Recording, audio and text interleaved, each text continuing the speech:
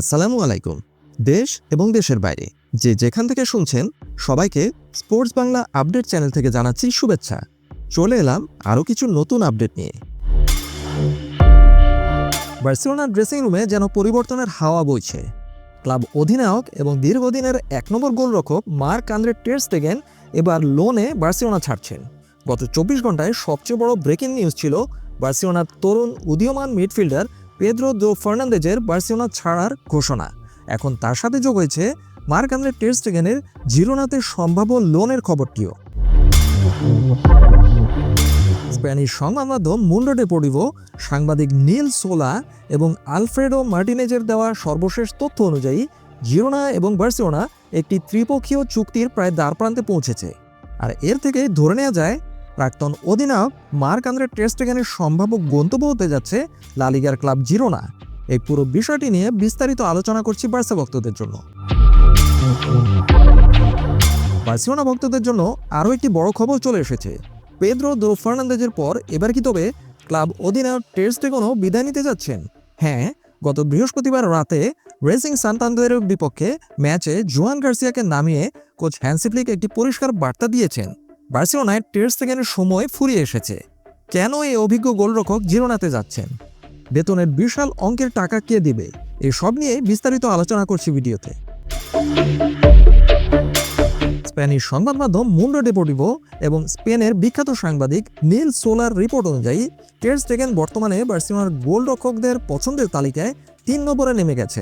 বার্সেলোনার German coach Hansi ফ্লিকের পছন্দের goalkeeper লিস্টের তালিকায় প্রথমে আছেন জোয়ান গার্সিয়া, আর দ্বিতীয় পজিশনে রয়েছেন ভয়েচেক শেজনি, আর অধিনায়ক মার্ক আন্দ্রে টের স্টেগেন নেমে গেছেন তৃতীয় পজিশনে।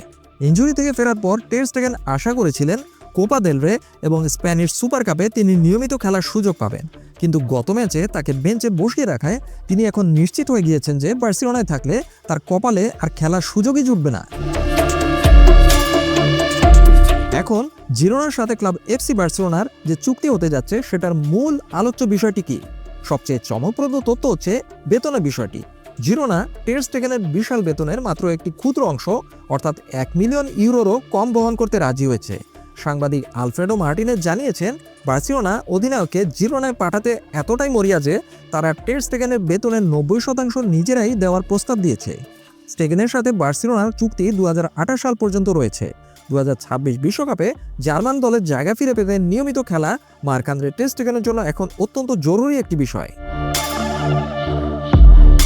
কেন জিরোনাকে বেছে নিতে যাচ্ছেন মার্ক আন্দ্রে টের স্টেগেন? টের স্টেগেন কেন অন্য কোনো বড় ক্লাবে না গিয়ে জিরোনাতে যাচ্ছেন? এখন এটা একটা বড় প্রশ্ন। এর পিছনে বড় কারণ হচ্ছে তার পরিবার। মার্ক আন্দ্রে টের স্টেগেন তার ২ সন্তানকে নিয়ে বার্সেলোনা শহরের কাছাকাছি থাকতে চান, আর জিরোনা বার্সেলোনার পাশেই হওয়ায় তিনি পরিবারকে সময় দেওয়ার পাশাপাশি নিয়মিত ফুটবলও খেলতে পারবেন। জিরোনার কোচ মিশেলও মার্ক আন্দ্রে টের স্টেগেনের অভিজ্ঞতার উপর পূর্ণ আস্থা রাখছেন এবং এই লোন ডিলে তিনি তার গ্রিন সিগন্যাল দিয়েছেন। সবকিছু ঠিকঠাক থাকলে আগামী সপ্তাহের মধ্যেই এই লোন ডিল সম্পন্ন হয়ে যাওয়ার সম্ভাবনা রয়েছে। রবিবারের ম্যাচে রিয়াল সোসিয়েদাদের বিপক্ষে স্কোয়াডে নাও থাকতে পারেন মার্ক আন্দ্রে টের স্টেগেন। বার্সা অধিনায়কের এমন বিদায় কি আপনি মেনে নিতে পারছেন? আপনি কমেন্ট করে জানাতে পারেন আপনার অভিমত। আপাতত এ পর্যন্তই। সবাই ভালো থাকুন, সুস্থ থাকুন, নিরাপদে থাকুন, এই প্রত্যাশায় আল্লাহ হাফেজ।